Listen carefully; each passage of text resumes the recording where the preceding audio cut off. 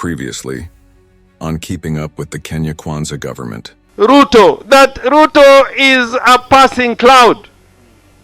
I am saying that without a fear of contradiction. Is Raila Odinga fooling President William Ruto? For over a week, Kenyans have been served a sizzling political stew, the Raila versus Orengo and Sifuna buffet that no one saw coming. Our chair here has asked appropriately that Mr. Honorable Orengo apologize to Raila Odinga, he apologized to the president so that it is clear. Leave our governor alone. All developments that we are counting, they are just for our MCS and governors.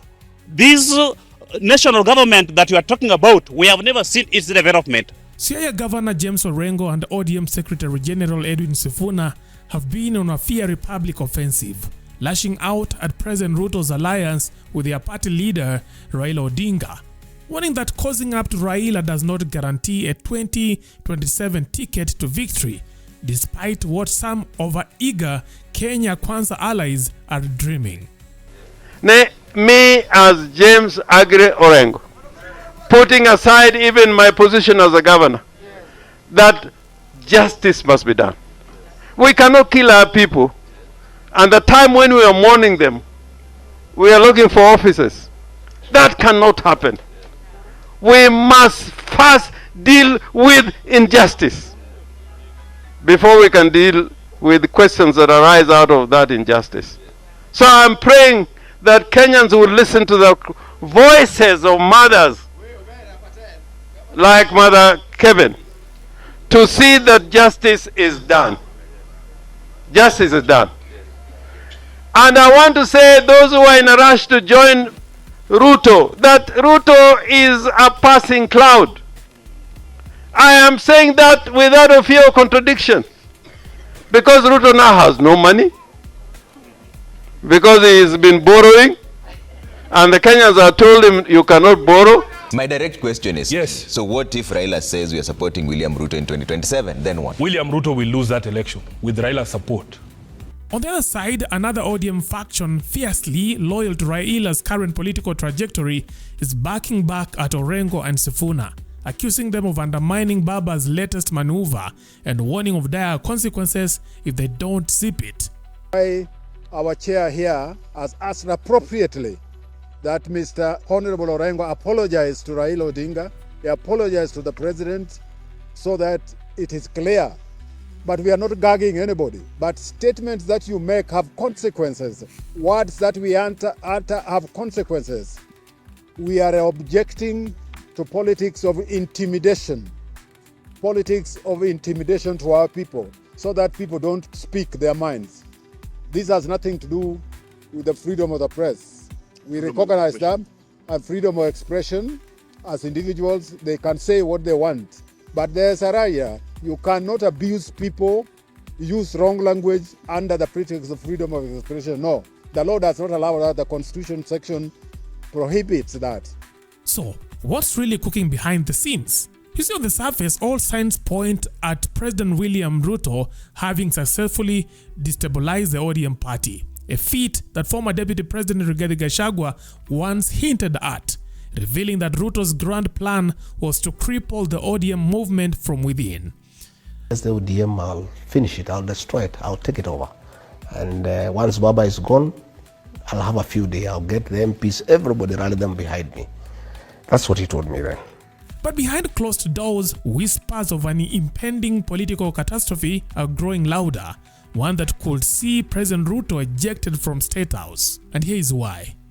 Leading the charge in warning the president is former Mosop MP Kipkirui, who has issued a stark prediction: Raila Odinga will betray Ruto, just as he has done to others in the past.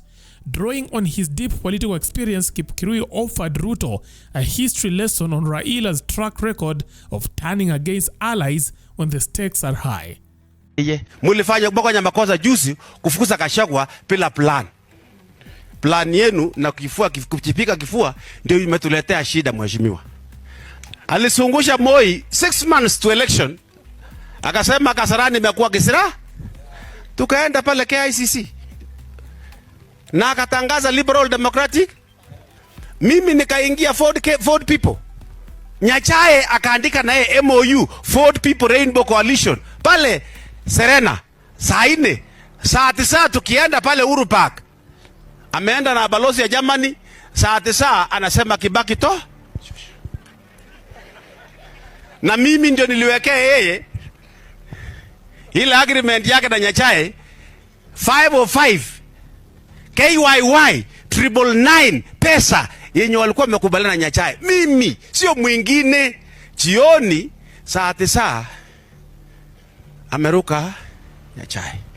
According to Kipkirui, the MOU between Raila and Ruto stands on shaky ground. The former MP specifically pointed out the recent sharp criticism from ODM loyalists such as Senator James Orengo and Edwin Sifuna. According to Kipkirui, whenever Raila wants to communicate a political message without stating it directly, he does so through his inner circle. And both Orengo and Sifuna have openly criticized the president in recent weeks in front of their party leader. You are dealing with a man whom you don't understand. So when you send this community kwa Raila, mimi nakwambia pinyo wacho. Akienda huko anasema pinyo. Unajua maana ya pinyo wacho. Wataenda kuongea vile jana waliongea. So long as you don't see Simbarati with you. So long as you don't see Sifuna with you. So long as you see Orengo is not with you. Raila speaks through others. But he behaves innocent. Don't be surprised. Now that raises a fundamental question. Is Raila Odinga quietly orchestrating this offensive against the president from within his camp? Since supporting this theory is about MP Caleb Amisi, a staunch Raila loyalist, who recently hinted that President Ruto is very much aware of the potential betrayal and is actively trying to contain the situation. According to Amisi, President Ruto is giving a lot of money to a few people close to Raila and many Nyanza leaders to twist the ground, to force Baba to work with Ruto until 2027. Now, bloggers have been paid handsomely to attack us, that is the ODM, and propagate broad-based nonsense that the Hurricane Katrina that will hit Ruto in 2027 is still doing press-ups. Kenyans have made a solemn decision to send Ruto home for the sake of their sovereignty of the state of Kenya. His option is either to cause chaos, war, or live peacefully. It is done, my brother. So lazima uwe rais. The nation is more important than an individual.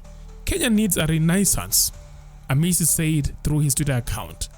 So what exactly is Raila's endgame in his dealing with Ruto? While the public face of the Ruto-Raila relationship appears cordial and cooperative, political analysts are warning of a deja vu scenario, a repeat of Raila's famous exodus from the Moi government.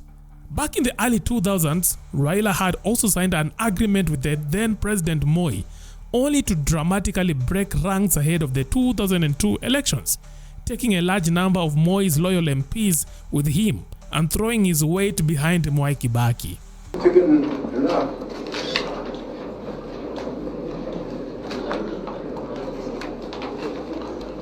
Now, with another MOU reportedly in place, the same political script may be unfolding. Analysts believe Raila Odinga could very well abandon Ruto at a crucial moment, rally his base and align with a preferred candidate who stands a better chance of unseating Ruto in 2027. Raila has come into this government knowing what he wants. And what he wants is to pull a 202 move where he left with Saitoti and Kalonzo and many others. Actually, he went into Kanu and left with more people than he had gone in with. And he's planning to do the same with Ruto. You can take that to the bank. Write it down, he will do the same. He will leave this government with more people than he came in with. After all, it is no secret that the president is currently facing rising dissatisfaction across the country. And I want to say those who are in a rush to join Ruto, that Ruto is a passing cloud. I am saying that without a fear of contradiction. So long as you don't see Sifuna with you, so long as you see Orengo is not with you, Raila speaks through others. But he behaves innocent. Don't be surprised.